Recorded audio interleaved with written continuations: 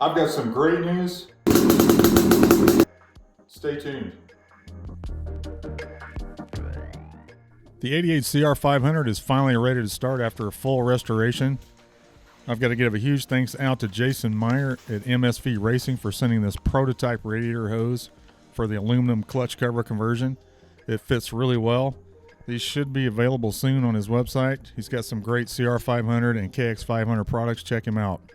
Also, a huge thanks to Adam Millar, Millar Race Engineering, for helping me out with the clutch.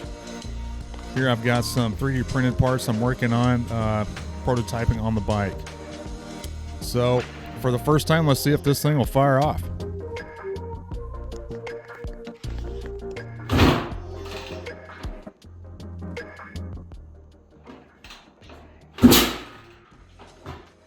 Well, I got the backfire. All right, stop it. Okay.